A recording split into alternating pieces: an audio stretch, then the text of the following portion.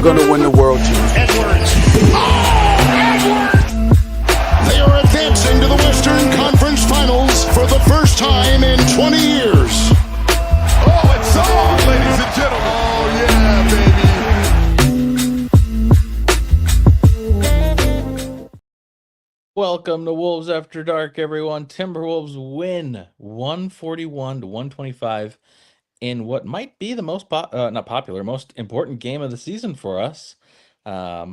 This gives us a fantastic chance at finishing at 6th or above, or honestly, even as high as 4. If you're new here, like the stream, subscribe to the stream. We're going to be doing this after, I think, every game going forward in the playoffs here. And it's a good time, hopefully. We got back after our terrible lost lead, went into the fourth quarter with a 22-point lead, and kept it for the most part. I'm not going to lie, it was scary at certain moments. But we made it. We did it. And it looks like Charles Barkley hit his parlay. Ashwin, how are you feeling after this game? I had my eyes squared on a couple players, and they performed or outperformed what I was expecting from them tonight. And I was very proud of how we kind of responded to the Tuesday night woes. And in a way, the second half really kind of just blew up in a way that we weren't even anticipating.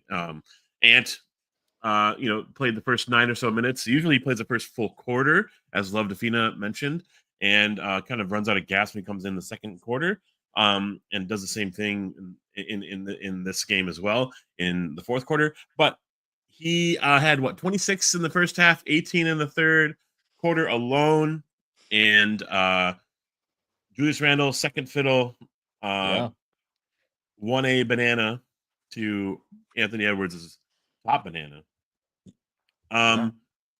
Randall kind of put on his best performance, maybe not of the season, but dare to say, so all that crap that we've been looking and watching with Julius really kind of proved us wrong tonight, because I think he had 31 points or so, but he was just really at it. Also defensively, low turnover game, which is something I was really looking forward to seeing if he could respond with a tighter handle. And he made 5 threes. That's a huge boon to our offense when Randall can spread our offense out. So tip our hat to Finch with the response for our team to get our team ready for tonight. Bane was unstoppable in the first half. We slowed him down to a halt in the second half. Good game overall. It was. And the response is huge. I mean, this, going into the fourth, it was perfect to go into another game with a big lead going into the fourth, because it was kind of like, okay, this is your first chance. You get to right away see if you can fix your mistakes of literally the last game. Now, Memphis didn't play the same zone defense, at least not as effectively as the Bucks did. But still, honestly, Memphis had some good defensive effort, especially in the. I mean, I know the first half the score was 80-80 or some crazy thing, but there was still a lot of moments where I was like, they're kind of playing a little bit more physical and a little bit better defense than I was, hoping for. I felt like it was something that if they could sustain that, it could further bother us, because I think both teams. It was an interesting first half because both teams had really good first halves, but it was different in how they did it. It was like Memphis had a couple guys. It was Ja and Bane that were really just going off. And Ja's hitting threes. He only shoots 29% or something like that on the season for threes. And then he hits, I don't even know how many he hit tonight, but he just was hitting 3 after 3. Bane has been playing fine, and he always shoots well. So that's not super surprising, but he shot incredibly well. He was 6 of 6 in the first half from 3. And the Timberwolves, though, had, Anthony Edwards, of course, but there was a little bit more distribution. So going into the second half, I felt a little better than if I were a Memphis fan, even though we were down going into the half, because it was okay, we've got more guys hitting right now, or at least that's what it felt like to me. Whereas Memphis was okay, Ja and Bane, just go crazy. So luckily that did pay off for us this time, but and some of their shooting did stop. I mean, Bane, I don't know. Bane got it was confusing to me also. This is my last tangent here, but Bane, like the first half, he was getting a lot of open looks for sure. He was getting a little bit more pressure in the second half, but he was pretty tentative at times, and Jaw got tentative at a couple times. He had a wide open three at one point and then passed it to Bane, which I guess, like, yeah, you'd rather have Bane taking the three, but just like a lot, like just take that, I feel like. So, but one question I had for you, I don't know if you have the answer, and for chat, honestly, for chat, if you guys know how to do this, because I don't know how to search stats and stuff like this. Cat about to be mentioned. Sorry, everybody. How many games did Cat and Ant have together where they both scored 30 points? And how many times I mean, it's not happened a bunch, but it has happened several times this year where Ant and Randall have both had like 25 each, 27 each, 30 each, or whatever. So do you think that this pairing, and this is late in the season to ask this question, but do you think this pairing is better than Cat and Ant, Randall and Ant? I don't know. We never really got to see Cat and Ant really like peak. They never, yeah. I think your question was kind of leading in the sense that like Cat would score 30, 40, and Ant would not, or Ant would score 40, Cat would be nowhere to be found. Yes. Because I think where you were going with that question, I think we've been seeing a lot of the same thing with our team with Randall and Ant this year. I think maybe nothing really like extravagant from Julius this year, but like there are some Julius Randle games that we can like pinpoint and point to be like, and this is why we won. And he had this like steady hand all game long. It gave Ant enough time while on the court to kind of take a possession or two off. Yep. So much of the second half of the season has been Ant on a tear, and Julius was injured, but Julius kind of coming back into something versus like him taking his own like slice of pie and like we responding to it. Yeah, Ant needs all the help he can get because we're spoiled rotten with Ant, honestly. And Milwaukee coming into the fourth quarter, we were lights out. We were hitting every shot possible. Tonight, very similar kind of thing. Like we were hitting at a heavy, decent clip, and we even had Julius Randle participate. Where in last game against Milwaukee, Julius wasn't really there. No, yeah. To answer your question, kind of not really directly, and I don't really know if I can look it up. I don't know the number of times Randall and Edwards have both hit 30 plus or 25 plus this year. But you have asked because you probably have seen it a few times. And that's great to see. That's great to see because then also that this means that the star players are coming out to play when it matters the most. And we needed this game more than anything else, right? Anthony Edwards was perfect in the third quarter. He came out, was like, fuck, let's just put this game away. We're behind. This can't happen, right? 18 points in the third quarter. Incredible, right? Yeah. Randall popped off as well. And I think what was really exciting about that was that he started hitting threes, and then that really opened up the rest of his game. His rest of the game where he was doing like pirouettes and fadeaways and everything. But like what was really awesome was seeing him kind of just drive directly to the rim and get into contact. And it was like while he didn't get any free throws, he could have easily gotten there. Anyways, so I don't think another way to answer your question is I don't know if this is better. I really don't know if this is better or worse, but it's here and we have to deal with it. Like that's the I think I agree with Ish's comment here right now. Yes, but not because Randall is better than Cat as a player. Yes, because if we're talking about the player who's better, I think it's pretty obviously Cat. Like if you're gonna, I mean, not to do this again, not to rehash this conversation from 10 years ago, but if you're gonna start a franchise with one player and you have to choose between Randall and Cat, you're choosing Cat. But the pair of them works a little bit better because Randall is a little bit better of a facilitator, and they're just playing off each other a little bit better. You could argue that maybe it's because Ant has more experience, but and I'm not trying to I'm not trying to make this argument to be like, oh, Randall needs to stay around. We need to re-sign him to a 4-year deal or something like that. But it's just, I think it just shows that, like, although I know a lot of people hated this trade, Games like tonight, and of course, this has not happened all the time. This is a little bit more of an outlier game where they both score 30, but it has just happened more. So, but anyways, what was that Pretty interesting comment? question from T. Cooper. Yeah, Cameron, I that started too. hearing myself back, so I turned down the volume, so I'm barely able to hear you. Sorry about that, but it's my fault. I think we brought in Randall to do different things. Like they're not very comparable. Their games don't really overlap very well, and I think Randall's benefit is his passing ability, and I think getting a double double is exciting, but it's been not as um like automatic as Cat, Mhm. right?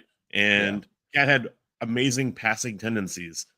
To the same extent, he had awful tendencies, right? Where Yes. he would do Yes. things that were not expected and not anticipated. Randall is a little bit more orthodox or like generic, and he will do the basic play, and he doesn't really get himself into trouble, but every now and then he dribbles into traffic. Mhm. And Cat would get offensive fouls and stuff. So like, there's a lot of weird why are we bringing Randall in? Why did we trade Cat out for this? I think it's a lot of the passing ability and kind of giving Ant another play creator. Yeah. Um, Yep. Well, oh, hey, and so yeah. this is exciting though because we Yes. responded against Milwaukee the way that we probably look the best also with Randall hitting shots, Ant going off, popping off, Rudy Gobert really establishing himself in this game. Nas and Donte had bursts, but not really a full sustainable 48 minutes or whatever. Yeah. But it looked really good. I think this is peak Wolves, and I'm This glad is we just peak. took care of business. Yes, and now we have an easier job going forward because the next two games are not against people that are desperately fighting for playoff seeding.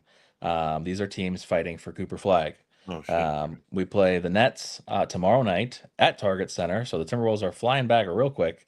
Um, and then on Sunday we play the Jazz. Of course, we know as Timberwolves fans, these are the games that sometimes we worry more about. um, so we have to stay engaged. We still have to. I mean, we have a really good shot here. Um, we have a legitimate chance to be the 4 seed, guys. Like, I'm not even just saying that as in oh well, there's a 2% chance that we could be the 4 seed. No, like it is for real. And that website that I like to kind of talk about, pulling it up right here on my phone real quick, but it's playoffstatus.com. You have to wait for them to refresh it, and I don't know. I was just gonna see if they did refresh it tonight. It looks like they might have. Oh no, they have not yet since we did. But as currently how it stands, if it doesn't count our win, we have a 18% chance to be the 4 seed, 22% chance to be the 6 seed, and a 35% chance to be the 8 seed. Yeah, this hasn't updated since last night, but um, I also went to our other favorite website and did the playoff pictures, like see who wins, to see what I think happens. Um, if we win out, as they mentioned on the FanDuel network tonight, if we win out, we're the 6th seed at least. But if we win out, there's such a real chance that we are on the 4th, just because the Clippers, they play like the Warriors at one point. Then I think Denver also plays somebody important. I can't remember. But there's a lot of teams competing against each other. So that's why if we win out, two teams above us are at least going to lose one game. So it just it's such an interesting situation. But and tonight we are going to stay, even though we won, we will be still in the 8th seed. Yeah, as it says, as it shows up here. Um, but don't care about tonight because it doesn't matter. It's just the tiebreaker between these three teams. It's once we get a little bit further that it matters. So, um, but we'll see. I think what's the next and most important game? There's probably something tomorrow. Um, Tomorrow's Friday. Oh, well, our game, obviously. And then it looks like tomorrow, the Grizzlies also play another back-to-back for them. They play the Nuggets tomorrow. So that's a huge game. Again, kind of the situation where either team, if they lose, it's kind of good. So somebody's going to lose. Fantastic. Um, and then the Clippers play the Kings. The Kings, aren't amazing, but they are capable of winning. The Warriors play the Trailblazers. Everybody, I mean, thank you, Harrison Barnes, for hitting that game winner last night. That was incredible. Finally hits a big shot against somebody that's not us. Um, and then the Lakers play the Rockets. Now the Rockets are resting everybody, but these teams are playing each other, and if we keep winning, we will be in the playoffs, not the play-in. That's the main takeaway, and we have the perfect runway to do so. We just got to take advantage of it. Um, Pretty interesting. Yeah, because I was surprised. So I'm in Minnesota, so I was kind of messing around with prize picks a little bit and doing like over-unders and stuff like that, which I don't think I've won anything of my $3 bets. But I was like, oh, I'm going to pick the over on JJJ rebounds. Just again, I'm not really a Memphis watcher, so people can call me casual, whatever. But it's like I was expecting to be like, oh, he's going to get a double-double or something against Rudy because he's just going to be motivated or something. Apparently, he's like his over-under was like 5, so he really is not. But he is a good scorer and he's a fantastic defender. There was one play where we were driving and I couldn't understand how it wasn't a foul. I think I don't know if it was Nas or somebody, but JJJ he he steps in front of the defender and is moving, so it would have been a foul. But what he does instead is he kind of like almost like jumps back so that he can absorb the contact, and he's still just straight on with the player. It was like kind of perfect. It was amazing, um, but yeah, he's definitely not a rebounder. So, oh yeah, you got the schedule up. Nice. Yeah.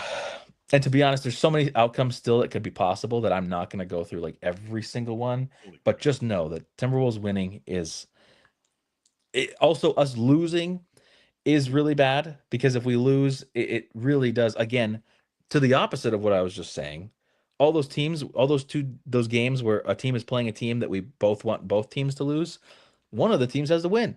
So it's just like you need to keep winning, and if you lose one, there's a high likelihood that you're just not going to finish um, above 6. So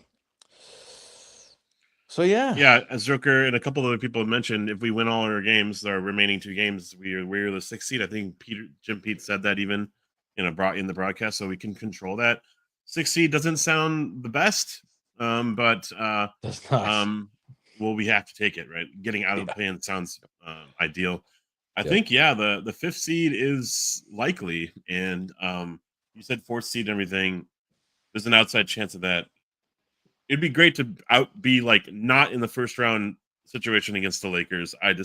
While I don't fear the whole team in a 7-game series, I definitely fear just like the drama of who we would be playing against, right? So Yeah, and kind of like the recoil from the Dallas series of last year. Like for real. we could Yeah. not stop Luka. How does this change anything? And how do we stop on the Lakers? And watching him last night against the Mavs, it's like he is a player where if he gets into that mode, there is no stopping him. He finds the angle even if he's well defended.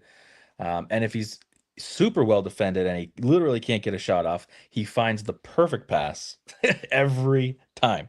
And he has people that he can throw the lob to. He has some really good shooters for 3 that he can pass to. So, I mean, I think who That's asked it awesome. in the question? Yeah, the week off is what I care about more. Honestly, I care less about the matchups and way more about the week. We were talking about this last stream. Having to play because the play-in would be on like the 15th, I think, and we play on the 13th. So if we only get a day off for before the play-in, or maybe 2, if we're lucky, if we play the second play-in day, and then if we had to play another play-in game, it's just like, oh man, that puts us in such a bad hole, just like mentally, I think, that it really hurts us. Since that was our main, I guess, problem last year was that we were tired in the playoffs. So, well, do you want to do the tier list? I do. I just wanted to like double check on a couple things. It looked like Terrence Shannon Jr. is like cleared and he was He active. is. So, Yeah. but to answer Noah's question, I don't know why he's not playing. I think we just like why is Jalen Clark not playing meaningful? He's playing 3 minutes a game. So there's a lot of like questions we have in regards to that. I think at this point we're going with our 9 deep and not going deeper in, or 8 really. That week off, I feel like that week off last year coming into the postseason was our calling card to basically sweep the Suns. We got to plan out our week, like basically slow down the process and say, hey, Ant, look at this matchup. Cat and Big Roo, like, look at what's going on here. And like to respond in 48 hours or less against, you're basically conceding that first game, in a lot of ways. You're not planning for that team the way that you would want to. I think the week off thing is perfect. I think it's like a very dramatic best teams, the rise to the crop, and like it's very hectic for even the 1 and 2 seeds because they have some amount of knowledge, but not like perfect information of who they're playing against, right? So let's go to the tier list. But I think that week off, as Crone said, is like going to be our calling card. We don't want to be in the play-in. And I really just hope the chips, whatever the fuck the expression is, make us a 4-5 seed. Like that would be the best. Who would we play against? Probably the Clippers. Probably the Clippers are for the 4 or 5. Yeah. Regardless of whether we're the 4 or the 5. That was at least the things that I was playing around with last night and different outcomes. If we end up the 4 or the 5, it was the Clippers both times for me. So, but while you're pulling up the tier list, just a friendly reminder to like the stream, subscribe to the stream. Whoa, this is an old one. It's got bottoms on there. Yeah. Sorry, man. Get bottoms the hell out of here. And D'Lo. Oh my gosh. Also, I forgot to mention that this is the top. You know how we normally do 75 likes on the live stream for a giveaway? We'll do it for 60 tonight for the 6th seed if we win out for the season. So what I'm saying is, if we get to 60 likes on the stream, we will do tickets for Sunday's game, last game of the season, which could be a very important game. It is an afternoon game, and it's on a Sunday. So just be warned. But make sure you like that stream. If we get to 60, we'll do it by the end of the stream. Boom. All right. 60 likes for a giveaway tier. I like it. Oh, what was the fun one? What the actual Finch? I like that tier.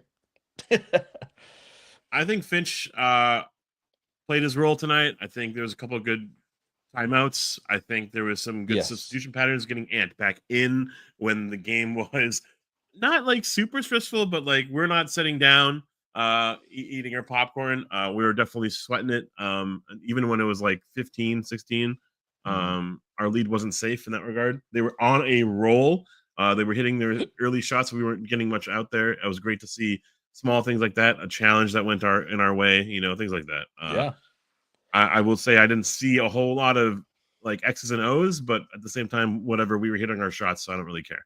Jalen Clark, not a whole lot to mention outside of Bane was hot as F in the first quarter, and we didn't see enough of another player stopping him. We just let it happen, and I didn't think that was adequate. I don't think that was fair for us as a team, and I think Finch could have done something more, as in play Clark earlier. All right, so that's why he's getting his 60 likes tonight.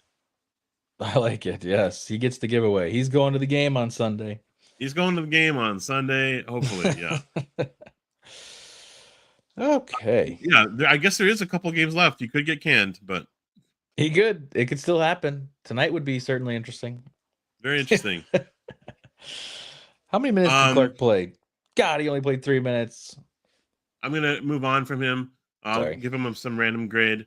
Nickeil Alexander-Walker, 25 minutes, 10 points, 5 rebounds, 2 assists, a couple clutch threes, in my opinion, in like that second quarter. I think that was very desperately needed, because I think at one point it could have been like almost like a 10-point lead for Memphis, and I think like we kept it in wraps with and everything. So I would say like I feel way more comfortable with him out there than Jaden these days. So quick comment on that. One thing I loved from Nah, and this has happened a lot. He does this all the time, and sometimes it goes in, sometimes it doesn't. But he came off of like one of those like horns actions or like some kind of a flare screen or something, and he hit that three that you're talking about. That play to me is key. You need somebody that's able to hit a shot like that, and Nas certainly can at a decently high rate, because the defenders get all screwed up. They really have to try to get back, and if you can hit that shot, it's just a killer. Also, the timing of that specific one was like, as you said, the lead felt like it was slipping away a little bit. If he misses that, they go maybe on a further run. It's just a little scary. So I'd say for Nah, I'd probably give him a nice. This was a good game. I could also do 60 likes for a giveaway tier, but um, I think I'm okay with nice. Agreed. Alrighty. By the way, I turned my volume down here, so if that helps you, I don't know. I don't know. We'll see what happens. All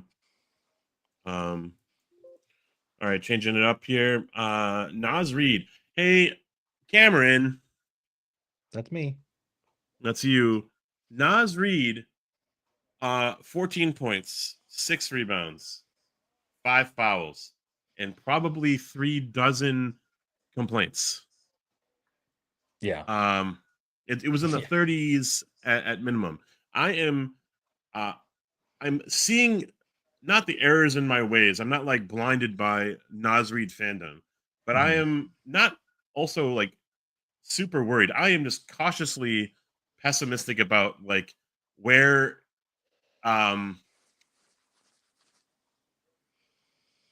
where his head is at in the game. Like if he's not getting touches, he's like disassociating himself. If he's not getting minutes, he's like not engaged in the game. I feel like he gets a soft whistle and everything, yeah, but like he leans into it. He like really gets over emotional about things that really like take him out of the game.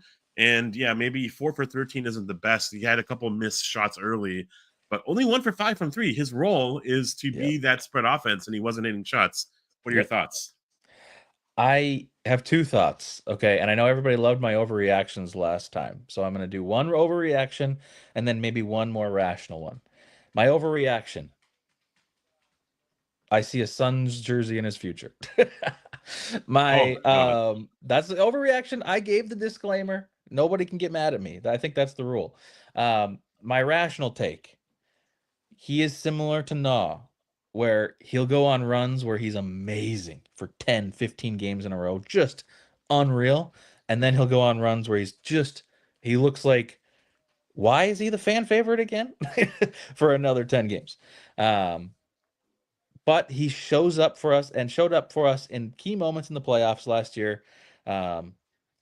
It's one thing I've been talking about tonight, or not about tonight, but in general with him, is his body language. I know some people said he didn't have great body language tonight. I don't necessarily think the body language was bad. I think it was more just the complaining, which can happen with him and good body language. It's the complaining that bothers me. I still feel like he kind of looks confident. Maybe a little less so tonight, but in general lately it's been a little bit better, because there was a stretch about like a week or two ago where it was just like, ugh, this doesn't even like, he's not making shots and it looks bad. I feel like, to be fair to him, I feel like it's looked a little bit better recently. I mean, maybe that's just me. I don't know. Maybe I have Nas Reid colored glasses on or something. But it's looked better, but it hasn't really been better. So no, but tonight, I mean, like how his game actually was tonight, it was not good. It was really bad. Had one really stupid pass that he made. Lots of chucking that he's just trying to get in rhythm. Some of those shots he normally takes even when he is playing better, so I don't want to like grade him too harshly for that, because that is kind of the norm for him, is to take some of those threes. And he was able to at times get to the bucket tonight, which I really liked, instead of, there was a couple times where I also felt like he could have tried to like hammer dunk it, but instead he chose to lay it up and he made it, and I was like, okay, I like that. So all that to say, I think it's probably a 60 likes for a giveaway tier. He was, or maybe what the actual Finch. Oh yeah. But it wasn't a good game. Even if to my eyes it looked better, it wasn't actually good. So I can recognize that. So, cool. Ooh, playoff status updated. Thank you, Soaring. Appreciate you.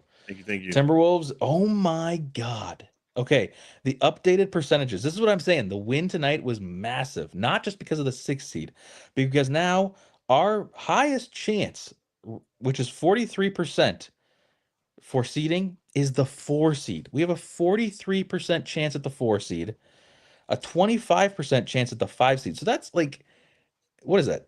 Like 60, that's almost 70% chance that you're 5 seed or higher now. 20% chance 6 seed, and there's only a combined chance of being in the play-in of 13%. 6% 7 seed, 8 or 7% 8 seed. This win was massive. That's why this game was so huge. Not only are the next 2 games easier, but there is a humongous chance that the Timberwolves have home court advantage in the playoffs, almost 50%. So that's exciting. That's something. That's a reason to celebrate tonight. So I'm ready for that. But, whew.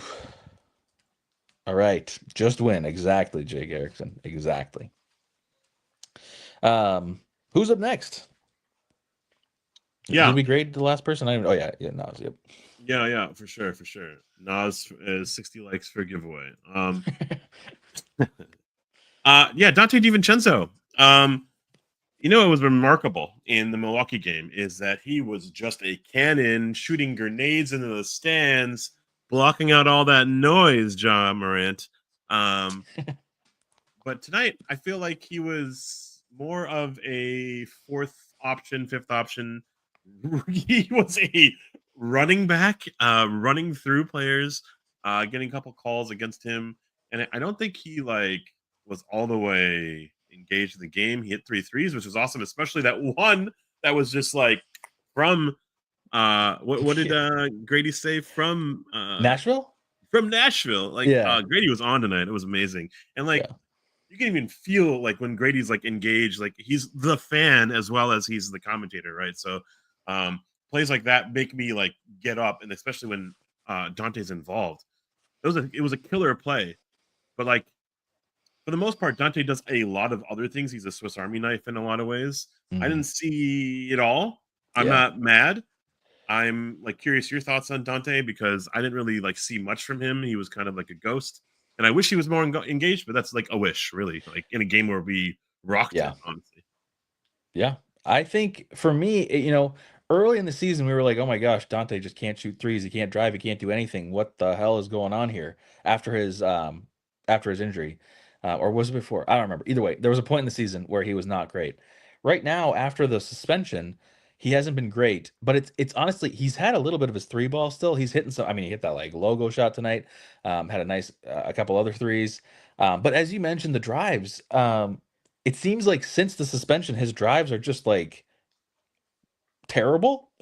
So bad. He's charging a lot, just super awkward, path to the bucket that he's finding. I just don't like any of it. It's like he knows that he needs to drive to create offense for the team, but then he gets there and he's like, wait, I took the wrong route or something. And it's really awkward. So I'm hoping that comes along. The main thing is the threes.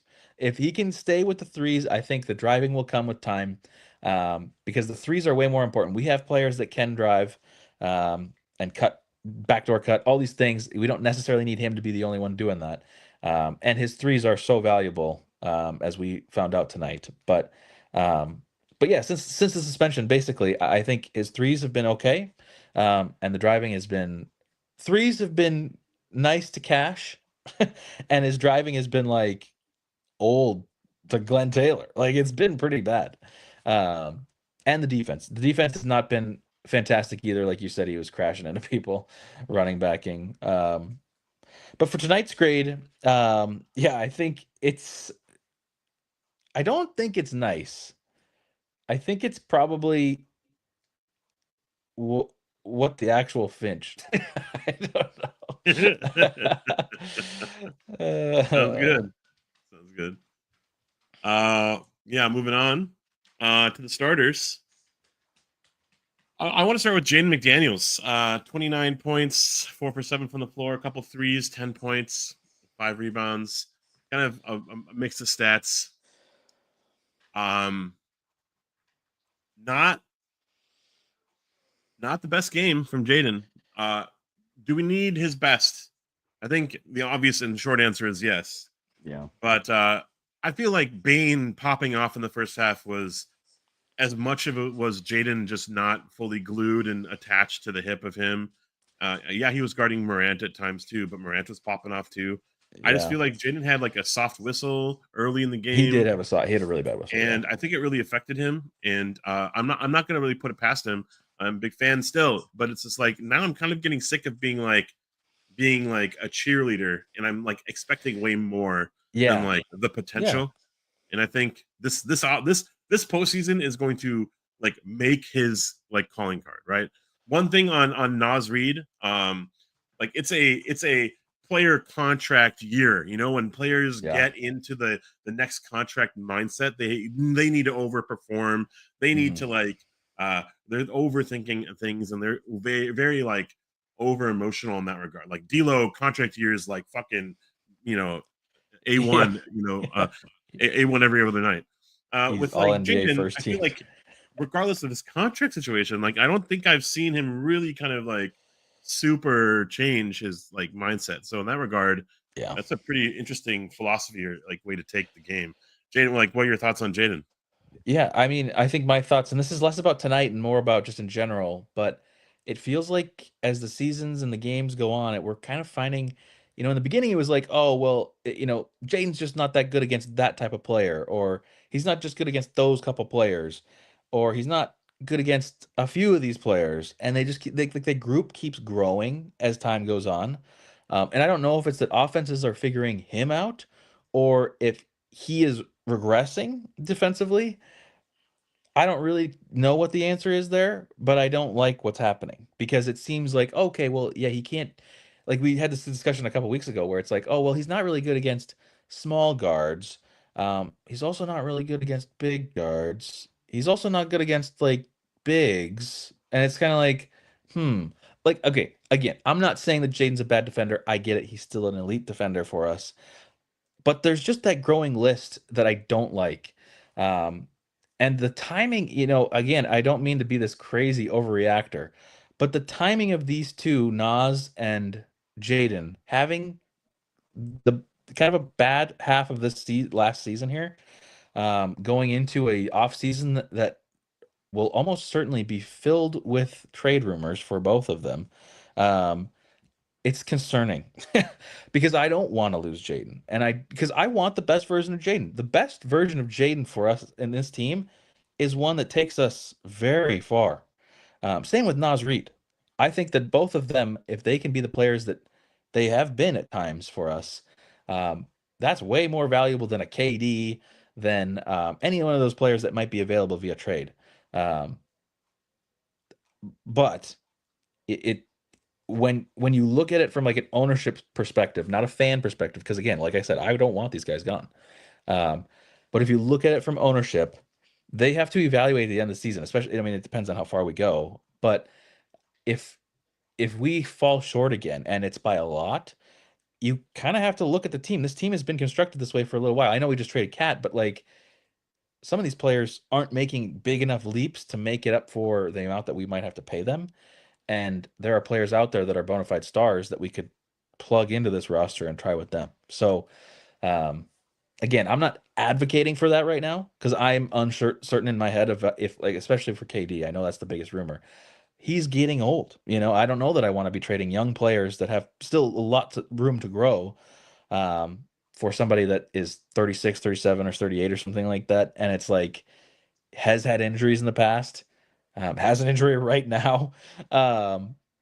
It's just concerning. So, anyways, that's my spiel on Jaden and Nas and KD and all the stuff. But I hope that they can turn around, and maybe they can turn around for the playoffs. That's perfect timing to do that. And if we have Jaden and Nas going off in the playoffs and Ant being his normal self in the playoffs, I like our chances. And then we have Donte, we have Rudy, who's playing at an elite level right now. Mike has come back to being 31-year-old Mike instead of 36-year-old Mike. It's looking good. It's looking good. So Yeah, who are we on? Jaden McDaniels. Yeah. Let's give him a what the actual Finch. I agree. Yeah, 31-year-old Mike Conley in the dynamic old tier. 9 assists tonight.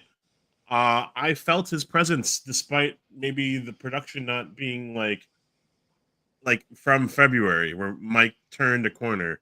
0 for 4 from 3, but 8 points. So can't really fault him for that. 5 fouls. That's crazy. That's crazy. That is crazy. He had a couple But of ticky-tack ones too. I feel like the biggest thing I saw tonight was there were a couple bounce passes to Rudy Gobert. Just it slowed the game down. We got a possession. We had a possession where we scored. There was in the fourth quarter specifically where like we were having trouble scoring for some reason after popping off for 52 in the third. Yes. Conley was in. Gobert was brought back in, and this was prior to Ant getting subbed in. Conley had a play for Gobert. Oh, yep. Wow. Let's just like revel in that like cushy possession. And that in itself is like a nice right there because holy crap, it could have been a Milwaukee game all over again. It could have. Like it really a couple more possessions went their way, you know. Oh when yeah, Morant hits a 3 instead of like sits there, you know. Yeah, for sure. No, he was clutch coming in, because he replaced Na, which again is like I love Na, but at the same time, when Na is your point guard, I have seen firsthand in Portland that is not a great thing. So, especially in key moments like that. So, no, I think this was a fine night from Mike. Back in his home. Oh. Well, I don't know if it's his home, but was he really Right. The plus Memphis 29? That is connection, crazy. team high plus 29. Yeah. I mean, it kind of felt like it tonight, you know, even though he didn't have the crazy stat line. I mean, 9 assists is kind of crazy, but he did feel good out there. He had that calm, and really, I know he had 5 fouls, but 2 of those fouls happened really close together in the beginning of the fourth, where what I think he was doing there, and I think this was a vet move. He got beat on one play, and he was just being pretty physical on the other. I think this was him saying, "Hey, we're not going to lose this game because of us not being physical or us just letting them get buckets." He was trying to set the tone. It was awkward to have them so close together like that, but he did that, I think, purposefully, and I kind of liked it, even though it had 2 fouls right in the beginning of the quarter, and you're like, "Oh gosh, please don't put him in the bonus." But I thought that was like kind of a tone setter in some ways to the rest of the team to be like, "Hey, don't just let them have this. We have to fight for it, even if that means fouling." Do that. Now, maybe they were just 2 innocent fouls and he didn't have any meaning behind it, but it felt like impactful to me that was happening, and maybe I'm just reading too much between the lines. But for Mike, yeah, I think that's right. I think where you have him, I forgot, old tier and between nice and what the actual Finch. My new favorite tier. Nas sitting all alone in the 60 likes for a giveaway. Rudy Gobert, 35 minutes, 5 for 5 from the floor. Hitting most of his free throws, 8 rebounds. Yeah, a little bit falling down from grace from the double machine. He was like a 2020 threat every night. Now it's 13 and 8. No block shots. No power steals. Yeah. Rudy Gobert, Big Roo thoughts. Cameron. I thought he was really good tonight. He didn't have the same stat line that we've seen where he's like 16 and 16 or 20 and 20 or whatever. But I think he had some of those same impactful moments. He had some really nice, strong rebounds, even though he only had 8 of them. He had a couple of those nice dunks. He cut backdoor once for a backdoor cut, which I'm like, hell yeah. And that's perfect because we're taking advantage of JJJ and Edie both having 4 fouls going into the fourth quarter. So I think it worked really well. Also, he was not getting a great whistle. He wasn't getting he was getting held at one point. There was the time where it went out of bounds off of him, but they called it off of Memphis, and it was going to be approximate foul if they challenged because he was getting held like crazy. And then he just had some relatively soft fouls also. It's just probably frustrating for him. This was a better game than I thought he was going to have. I thought he was going to have a little trouble with Edie tonight, and I thought that even JJJ, when he'd be switched down to him, or however that ended up working, or Eldama, who's coming in for him as well. Obama. Eldama. Oh, sorry. But yeah, no, I think it was again fine. So I'd say, well, I don't know. Maybe it No, was more than you. fine. Maybe it was nice. Maybe it was nice. So we have defined what nice is. Nice is more than fine. So if someone says, "Damn you fine," That's nice. That's "Damn true. you nice," you're like, "Oh, you're feeling just that much better than fine." Yeah. Yeah. All you compliment hoarders out there. Yeah. I think Rudy Gobert had a couple of sick passes. Someone was mentioning in chat the pass like in rhythm to Jaden McDaniels in the fourth quarter was pretty tight, honestly. I also think that a couple passes went over his head, and I think there's like the There yin was and the that bad yang, one, yeah. the good and the bad of the Gobert moments. There was a play where he could have just totally dunked it, but like a little bit of a wrist like grab that he got into the free throw line for, Yes. like Yeah. made him miss the dunk, and it looks like he's there, but I'm gonna give him a nice. But he doesn't have handles like Rob Dillingham, so he goes behind Dillingham. So That's fair. That's fair. it's fair. It's fair.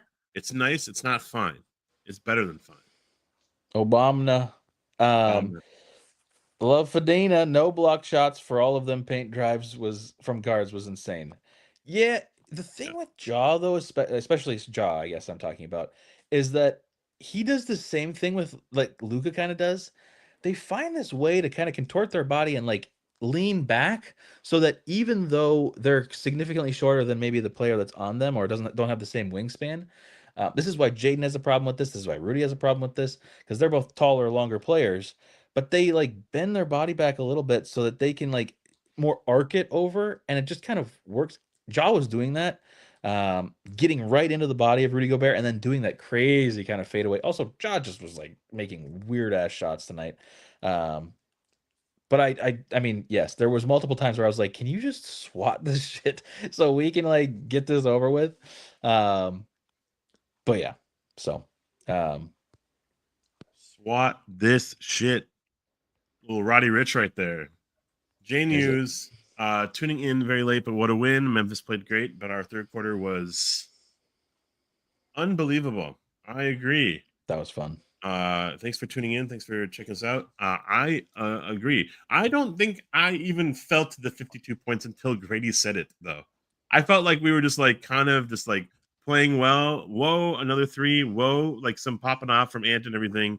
But I didn't feel the 52 until Grady was like, It was and 52. I didn't even know that. That's crazy.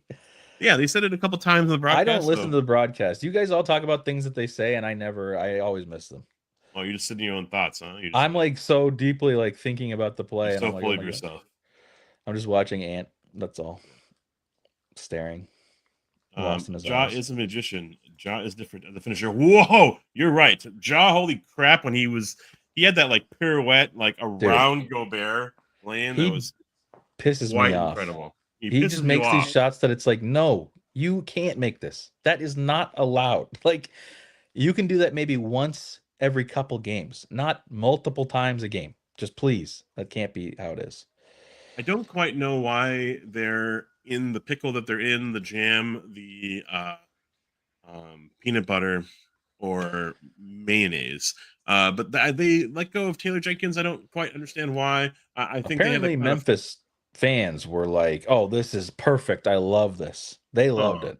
I don't know.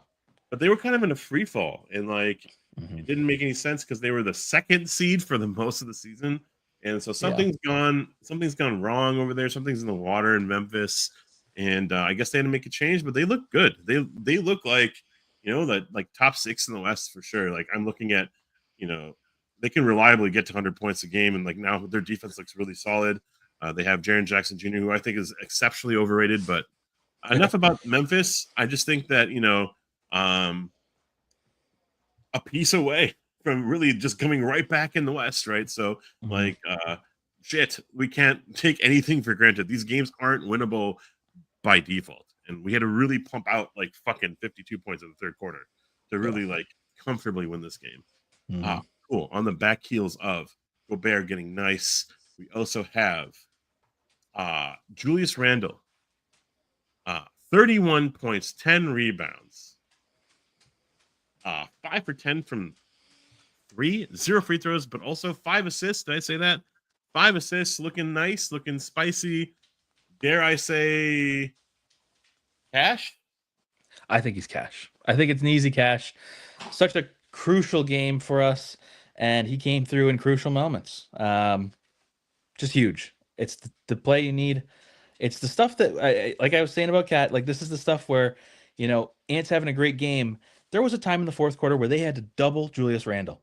So them doubling Julius Randle, although at that moment Julius turned it over, but still, it's the premise, it's the idea that if he have to be doubled in the fourth, which is what happened with Cat some of the time too. But if you can get him doubled and have Ant have single coverage or somebody else just be open, and you have Ant out there as well, it's huge. So yeah, I see some A1s in the chat. I feel like we need to remind everybody, A1 is something you're going to tell your children someday. You're going to remember the Julius Randle Grizzlies game. I think this is a very high cash. I think this was a very good game. But I don't think that I'm going to recall this. If you guys come to me next season in game 80, do I think that I'm going to say, yeah, like I remember that Julius Randle game? I don't think I will. So I think it's high cash. We've got all the amendments. Mark, I'm sorry if you're watching this. We're changing it all. Only for tonight, though. That's what we've been doing recently. Front of cash line. Yeah, exactly. Yeah, that's perfect. You could basically say it is A1 without saying it's A1. How about that? Kind of. Yeah. If I didn't have such strict guidelines for A1, sure, we could. I mean, if it was a normal tier list, I'd put him at the top because you it and was your policies, man. I think it's important to have something that's rarely achieved. I think it should be something that is very hard to get so that we don't just give out A1s all the time, because you don't get Anthony Edwards on your team all the time. Rare air. Oh, I understand. Anthony Edwards also understands. I told Mike I was on the ass tonight. Why? I just got the sense tonight was a must win pretty much. So I just had that sense, man. When I get that sense, it's ugly for anybody. Anthony Edwards, 44 points, 5 rebounds, 3 assists, a few too many turnovers, but including 11 from 13 from the free throw line and 7-11 from 3. Holy crap, 7 for 11. Yeah. Oh my. Popping off for 26 in the first half, 18 in the third quarter, didn't do shit in the fourth.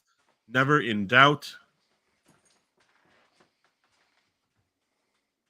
As you get up and you start walking, because dogs are begging to go outside. Right at the perfect timing. However, Anthony Edwards, I think, is also cashed tonight. You could argue that I think this is more of an A1 game than Julius Randle was an A1 game, because this was exciting. We had a ton of moments, especially in that 52-point, apparently, third quarter, where Ant was just taking over. This was good. I like this comment. Platinum cash. Because this I think this is deserving of higher than cash.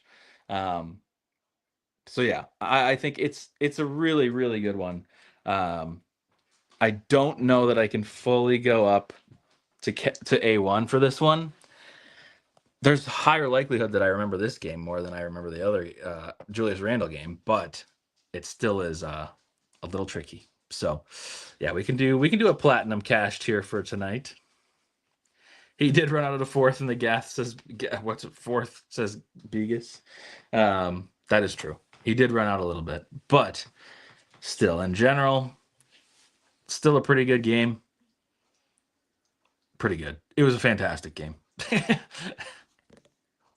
Well, there it is, boys and girls.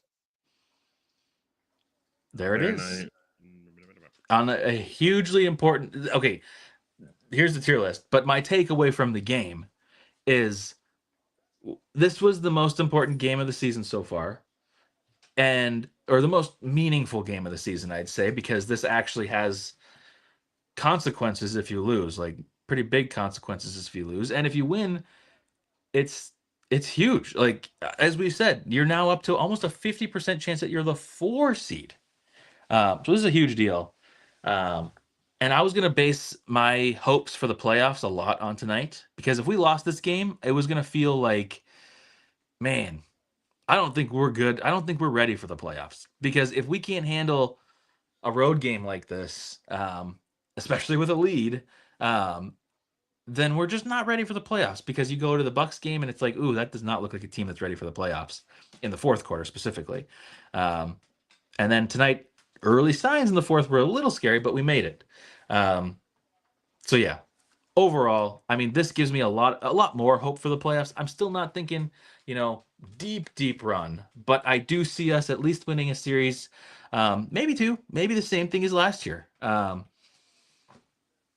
it all depends on the matchups too. But like I said, the main thing that's important is that week. We get that week off, and I think anything's possible as a Timberwolves fan. Notable, Ant had 0 points in the fourth quarter. He was brought back.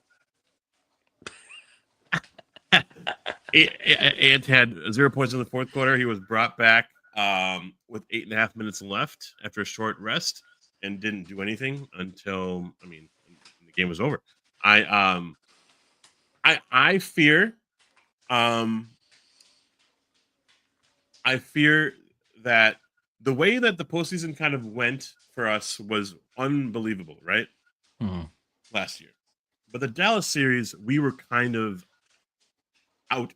We were just on empty. Yep.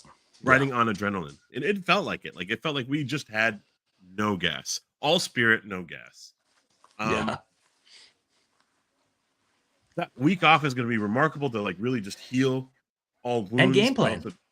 And getting them right mindset. Zero Dark 23, whatever the fuck that is. I think it's going to be the biggest factor for Ant's postseason performance is just rest, recovery, and the right mindset. Because in the fourth quarter today, he was trying to get back in and he was bricking, and there was a couple of turnovers, and it was just like not the best. Stupid turnover, by the way. We were near the end that was really possibly deflating. Yeah. Milwaukee, very similar outcome where he was just chucking, not thinking. The reprogramming of his brain did not happen. He went into natural instincts of just trying to get the game in his hands. And to a point where he stopped and he just passed to Donte DiVincenzo, which was annoying as F.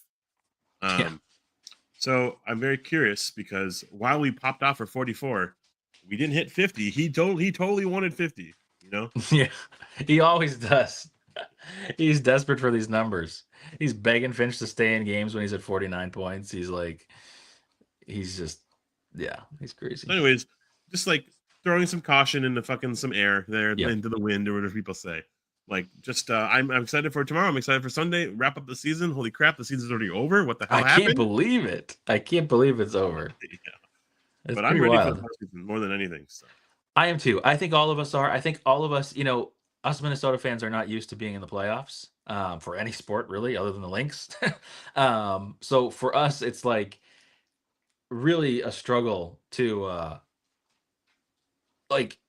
most of our sports fandom is regular season, and that's true for anybody, but we care a lot about the regular season, because typically there's not a postseason. And this season it felt, and I think that this is probably a little bit how the players have started to feel recently too, is that it's and I think Ant is realizing this. He's just the playoffs are really what matters if you're thinking legacy, because sure, there's moments in the regular season, the John Collins dunk, the block in the Indiana game last year.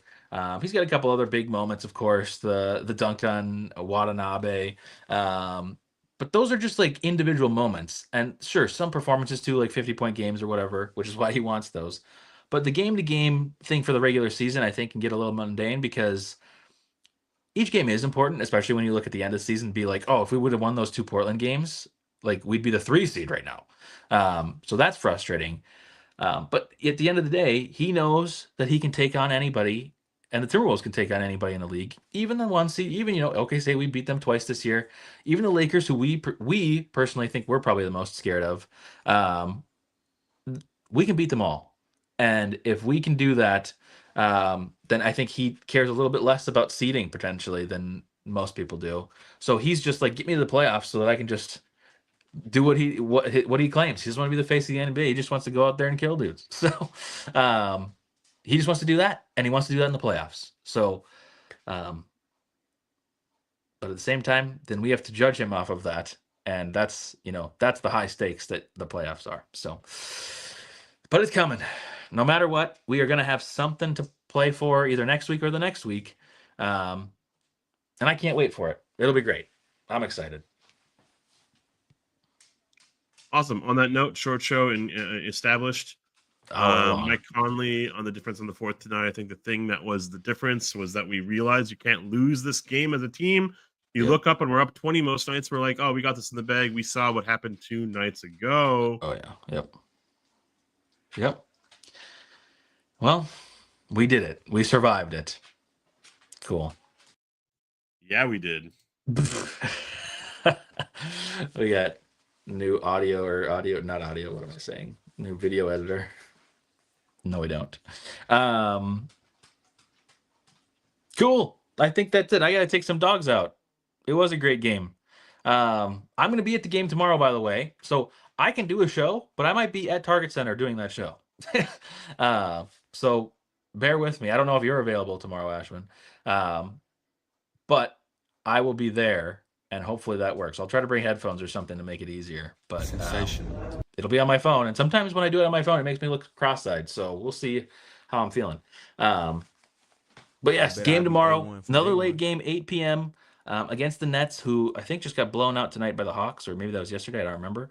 I didn't really pay attention. And yeah, Sunday again. Cool. It was great to see you all. Like the stream on your way out. I don't think we hit our goal of giveaways. However, as always, join the Discord, because even if we don't hit the giveaways here, we have to get to 60 likes. Well, it looks like we're at 42 right now. So unless everybody likes the stream right now, before we go in 30 seconds here, because I got some dogs that are desperately wanting to go out and holding it. Yes, Dystopia and Utopia. Who let the dogs out? Not me yet. About to. But we do have a giveaway channel in the Discord. So keep an eye out on that. Crone has sponsored another ticket giveaway. So keep an eye out for that. And we will be doing that very soon. Also, playoff tickets were purchased with the Wolves After Dark bank account. So we are going to have 2 playoff tickets to give away in assuming we make the playoffs, which we should now. But that's a good thing. That's very exciting. And they will be given away here on stream. We've got a jersey to give away. And we'll have more tickets to give away in the playoffs too. If we make it further and further, if we get the like goals that we need, the subscriptions that we need. And remember, becoming a member gives you a better chance at winning those. So cool. Infinity W Crown. Yes, for real. Awesome. It was great to see you all. 4 seed is still possible. That's the new saying. 4 seed is still possible. And at this moment, the most likely outcome. I like the sound of that. All right. Intro as the outro. We'll see you tomorrow night. Late. Peace. I